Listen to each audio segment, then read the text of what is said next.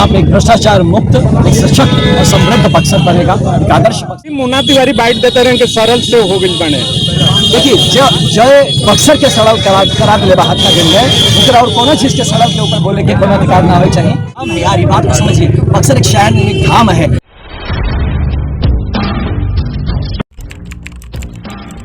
क्या संदेश दीजिएगा? यही कि अब बक्सर के विकास का वक्त आ गया है। बहुत सारे मुद्दे हैं जिनको दबा दिया गया है, बहुत सारे बक्सर के जेन्युइन मुद्दे हैं जिनको भजाकर कोई अपना स्वार्थ सिद्धि करता रहा है राजनीतिक मंच का सहारा लेते हुए। इन सब चीज़ों की अब खात्मा यहाँ पे होगी। यहाँ पे एक भ्रष्टाचार मुक्त, एक सशक्त और समृद्ध बक्सर बनेगा, एक आदर्श बक्सर बनेगा। इसका ही सपना लेके हम पूरे सांगठनिक तौर पे एनडीए के जितने भी हम सारे लोग हैं, हम इसके लिए प्रतिबद्ध है। हमें पूरा यकीन है कि हमारी बक्सर की जनता हमारा साथ देगी और एक बेहतर बक्सर बनाने में हमारे साथ कंधा से कंधा मिलाकर एक सामूहिक प्रयास करें। एक तरफ से विपक्षी पार्टियों का कहना है कि आनंद मिश्रा हमारे टक्कर के नहीं है। ठीक है, वो तो पब्लिक देखिए, वो हमसे टक्कर ले रहा है। हम यहाँ के यहाँ का जो पिछड़ापन है, हमारा टक्कर उससे है। हम उससे टकराने की बात कर रहे हैं, ये लोग हमसे टकराने की बात करेंगे तो कितनी छोटी सोच है बताइए। बक्सर के इतने बड़े बड़े मुद्दे हैं, यहाँ के युवाओं के मुद्दे हैं, महिलाओं के मुद्दे हैं, बुजुर्गों के मुद्दे हैं, रोजमर्रा की जिंदगी के मुद्दे हैं, कुछ आगे के सपनों के मुद्दे हैं। इन सब चीज़ को छोड़ के लोग यहाँ पे हमसे टकराने की बात कर रहे हैं या इस तरह की छोटी बात कर रहे हैं, तो कोई भी इंसान कोई छोटे सोच से कोई बड़ा नहीं होता। एक तरह से अभी मुन्ना तिवारी बाइट देते रहे कि सरल से हो बिल बने। देखिए जय बक्सर के सड़क करा दिले बाहर का दिन है, लेकिन और कोनो चीज़ के सड़क के ऊपर बोले के कोनो अधिकार ना हो चाहिए। हम यह चाहब कि अब सकारात्मक हो जाके युवा जाके जनता समझता कि का सड़ गल बा, का गल गल बा, वो पर बात ना हुई। हमने के बक्सर कैसे बेहतर हुई वो पे बात हुई, विपक्ष कैसे अच्छा हुई। विपक्ष दलों का कहना है सर कि वो जो है कि पलटू भैया हो गए हैं। एक पलटू चाचा थे और एक दूसरा जो है कि पलटू भैया हो गए। जिसको जो मर्जी है वो बोले, जो मुझे जानता है वो जानता है कि बाल स्वयं सेवक हूँ, जो जानता है कि इस गेरुए के लिए जिया हूँ, गेरुए के लिए मरूंगा और आज भी गेरुआ में ही लिपटाया हूँ। इसलिए जिसको जो बोलना है, देखिए जिसको मुद्दा नहीं मिलता ना वो आपको बरगलाएगा, लेकिन मैं यहाँ हूँ, मैं अपनी जनता को बरगलाने नहीं दूंगा। मैं अपनी जनता को सही टॉपिक सही मुद्दों पे पकड़ के रखूंगा और उस पर काम करते रखूंगा। खुद का क्या मुद्दा लेकर चल रहे हैं जनता के पिछले? जनता का मुद्दा है मैडम, यही तो प्रॉब्लम। आपने क्वेश्चन ही गलत पूछा है। यही तो नेता कर रहा है कि अपने खुद का मुद्दा लेके चल रहा है, वो है ना। यहाँ जनता का मुद्दा उठाना मैडम, जनता का मुद्दा और उसी जनता का मुद्दा।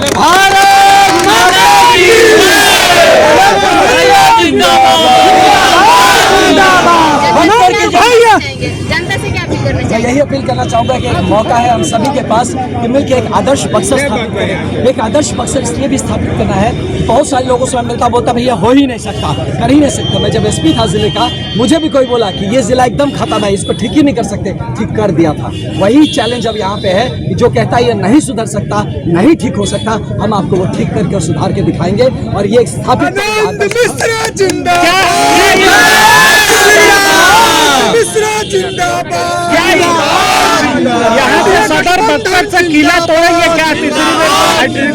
यहाँ पे हम नया बेहतरीन विकास का किला बनाएंगे। कोई किला तोड़ने नहीं आया, किला जोड़ने और बनाने आया। तमाम गठबंधन का दावा कर रहे हैं कि अब की बार हैट्रिक होगा। देखिए ये जिसका है मन में सबके मुराद होते हैं, सब अपना हैट्रिक मांगने पर लगाया। और मेरा हैट्रिक नहीं ट्रिपल, सब हैट्रिक मतलब ट्रिपल ही होता है। तो लोग हैट्रिक करने के चक्कर में है और मैं यहाँ बक्सर बनाने के चक्कर में हूँ। तो जनता को क्या चाहिए, किसका हैट्रिक बनवा रहा है कि अपना बक्सर बनवाना है। ये हमारी जनता बहुत समझदार है, वो आपको फैसला करके 14 तारीख को सबके सामने रखेगी। यदि आप बक्सर विधानसभा क्षेत्र से जीतते हैं तो आपका पहला मुद्दा का विकास क्या होगा? पहले देखिए भैया, पहले हम लोग जरूर जीत रहे हैं, है ना, और बक्सर की जनता जीत रही है। सबसे पहला मुद्दा क्या होगा कि जो गड्ढे खोदे गए हैं, सबसे पहले तो हम जासो रोड में जो रास्ता अब आज मैंने क्या बना, वो सबसे पहले तो वो बनाए। तो रोज हमें गढ़ा सुन के देख रहे, रोज बच्चे गिर रहे हैं, ऐसे बहुत सारे पूरे बक्सर। अगर रोड का देखा जाए तो नदाव का भी जो रोड जाता है, उसी की बात हम कर रहे हैं, जो दासो से नदाव होकर गुजरता है डुमराव तक, उसी रोड की 18 किलोमीटर की रोड है, मैं उसकी बात कर रहा हूँ।